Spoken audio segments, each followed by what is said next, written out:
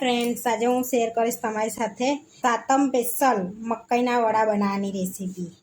તો આગળ આપણે આજે છે છઠ, તો આજે આપણે બનાવવાનું છે ગરમ જમવાનું સાતમ માટે. તો આગળ મકાઈનો લોટ 2 કપ લઈશું. 1 કપ આ લીધો ને 1 કપ આ. તો આગળ 2 મોટા કપ આપણે મકાઈનો લોટ લીધો છે. હવે એની અંદર આપણે થોડી હળદર એડ કરીશું, થોડું મીઠું એડ કરીશું. હવે એડ કરીશું 1 પરી તેલ. હવે આને આપણે પહેલાં મિક્સ કરી લઈશું. તમે આગળ બાજરીનો લોટ બી લઈ શકો છો અને આની અંદર તમે ઘઉંનો લોટ બી થોડોક એડ કરી શકો છો. મેં આગળ ઘઉંનો લોટ એડ નથી કર્યો. હવે સરસ એવું મિક્સ થઈ ગયું છે આપણે. હવે અંદર આપણે સહેજ અસેકું પાણી એડ કરીશું અને એ પહેલાં આપણે દહીં એડ કરીશું. તો એ આગળ મેં 1/4 કપ દહીં લીધું છે. 2 કપ પાછળ 1/4 કપ દહીં લેવાનું અને સહેજ અસેકું ગરમ પાણી કરીને એડ કરી દેવાનું છે અંદર. તો અહીંયા 2 કપ પાણી લીધું છે મેં અને સરસ એવો કઠણ લોટ બાંધી દેવાનો છે આપણે. તો આપણે વડાનો પહેલાં કઠણ લોટ બાંધવાનો, કેમ કે એને રેસ્ટ આપવાનો છે આપણે. તો આને આપણે 6 થી 7 કલાક રેસ્ટ આપવાનો છે. આની અંદર તમે ગરમ પાણી એડ કરો ને એટલે આપણા વડા સરસ થાય અને આને જેટલો રેસ્ટ આપીએ ને એટલા આપણા વડા સરસ બને. આ રીતનો લોટ બાંધી દીધો છે. હવે આપણે રેસ્ટ આપીશું એને, જેથી સરસ પલળી જશે લોટ અને ઢીલો થઈ જશે. જ્યાં હંમેશા આપણે લોટ બાંધીએ ને વડાનો તો કઠણ જ રાખવાનો, પછી બીજા મસાલા કરવાના 7 કલાક રેસ્ટ આપ્યા પછી. આપણે વડાનું પલારે 6 થી 7 કલાક થઈ ગયા છે. તો જોઈ શકો છો આપણું વડાનું આ રીતનું બેટર લાગે છે. તો હવે આપણે એની અંદર મસાલા કરવાના છે. હવે એને ચટપટા બનાવવા માટે એની અંદર આપણે ખાંડ નાખીશું. તમે ગોળ બી એડ કરી શકો છો. અહીંયા મેં ખાંડ લઉં છું. તો અહીંયા આગળ મેં 3 ચમચી નાની ખાંડ લીધી છે, જેથી દહીંને બેલેન્સ કરશે. થોડી હિંગ એડ કરીશું, થોડી હળદર એડ કરીશું, સ્વાદ પ્રમાણે મીઠું થોડુંક જ એડ કરવાનું છે. આપણે સવારે કર્યું તો એટલા માટે. અહીંયા અડધી ચમચી અજમો લીધો છે. હાથેથી ક્રશ કરીને અંદર એડ કરી દઈશું આપણે. હવે એમાં લસણ આદુની પેસ્ટ એડ કરીશું 1 ચમચી. હવે તીખા મરચાં એડ કરીશું આપણે એની અંદર.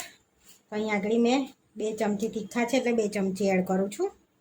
હવે એની અંદર અડધી વાડકી ધાણા એડ કરીશું. હવે બધું સરસ એવું મિક્સ કરી લઈશું પહેલાં આપણે.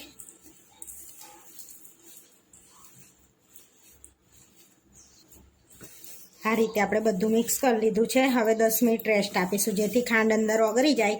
તો આપણે અંદર પાણી એડ કરવું છે અંદર, તો જરૂર પડે તો પાણી એડ કરીશું એની અંદર. ખાંડ ઓગળ્યા પછી હજુ ઢીલું થશે આપણું બેટર. આની અંદર અમે બીજું કશું ગરમ મસાલો કશું એડ નહીં કરતા. આ રીતનો જ અમે બેટર બનાવીએ છીએ. 10 મિનિટ થઈ ગઈ છે. તો આપણી ખાંડ બધી એવી સરસ ઓગળી ગઈ છે. તો જોઈ શકો છો એકદમ ઢીલું આપણું બેટર થઈ ગયું છે. આ રીતનું રાખવાનું છે, જેથી આપણા વડા વરે ને આ રીતનું. હવે આપણે વડા બનાવી લઈશું.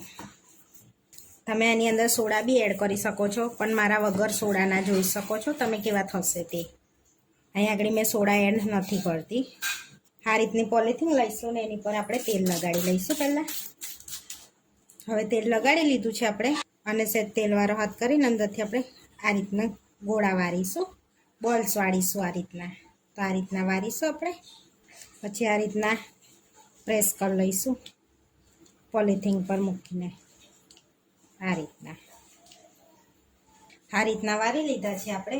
હવે એની પર થોડાક તલ સ્પ્રિંકલ કરવાના છે આ રીતના. પછી એને પ્રેસ કરી લેવાના છે આ રીતે. હવે આ રીતના રેડી કરી લીધા છે. હવે આપણે તરી લેવાના છે. તો અહીંયા તેલ ગરમ કરવા મૂકી દીધું છે. તો તેલ ગરમ થઈ ગયું છે. તો હવે આપણે વડાને એડ કરી દઈશું અંદર.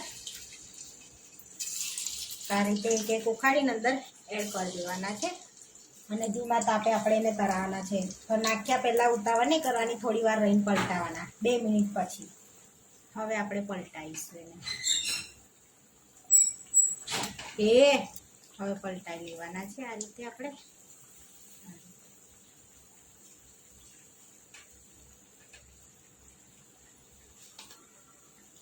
અને ધીમા તાપે કલર ચેન્જ થાય ને ત્યાં સુધીને આપણે તળાવવા દઈશું.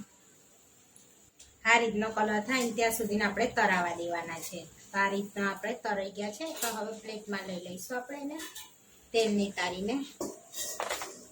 ને આ રીતે આપણે બધા તળી લેવાના છે વડા.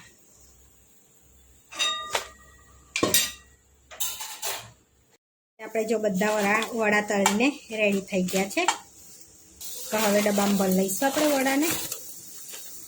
તો આપણા મકાઈના વડા બનીને રેડી થઈ ગયા છે. આવા વિડીયો જોવા માટે મારી ચેનલને સબસ્ક્રાઈબ કરો, લાઈક કરો અને શેર કરો અને તમે જરૂરથી ટ્રાય કરો. ફરી મળીશું નવા વિડીયોમાં.